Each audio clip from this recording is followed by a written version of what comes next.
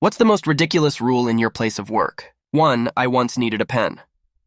Figured this was a reasonable ask, went to the supply closet on my floor, which was locked, asked the floor's admin, and she told me to go to the main supply room in the basement. I went to the basement and explained my situation of needing a pen. They told me all requests for supplies must be approved by my department head. The problem is being new. I'd never met my department head. She also worked in San Francisco. I worked in Milwaukee, so I needed to send an email both introducing myself and asking her if I had permission to get a pen from the supply closet, too. All the extra toilet paper in the building has to stay in a single closet where it can be overseen by the toilet paper queen.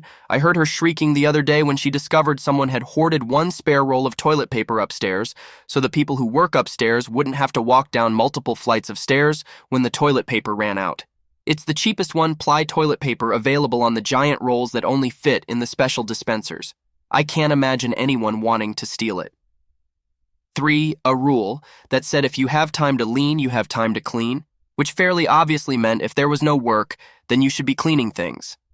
It was at an aircraft servicing station that was fairly small, but we needed a crew of at least 3 people for larger planes.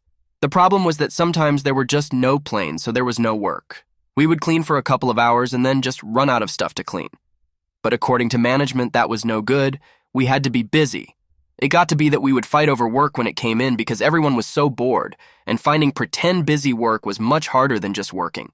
I remember getting the crew together to pick up pebbles off the taxiway for a couple hours. There's an old joke in aviation. Go sweep the taxiway, so we actually did it.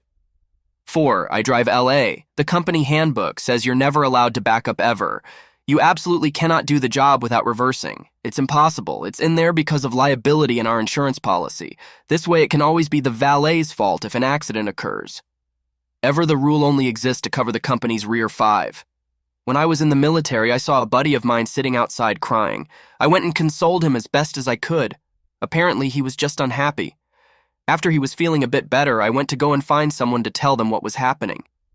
They knew.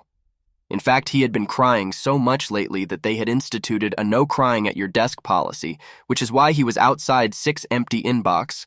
My boss was an inbox enforcer. Like if you had old emails in there, he would flip and make you respond to them or delete them.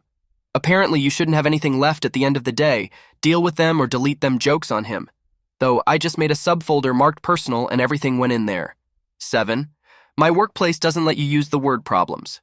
Instead, we have to say challenges if something is wrong, as a problem is a negative word, and challenges promotes the fact that there is room to fix said problem. I used to work at a place in which my boss implemented a no more than 2 glasses a day water policy. I ignored this rule and complained directly to our CEO, and the matter ended later that day. 9. Can't have my hands in my pockets. 10. Business casual dress code.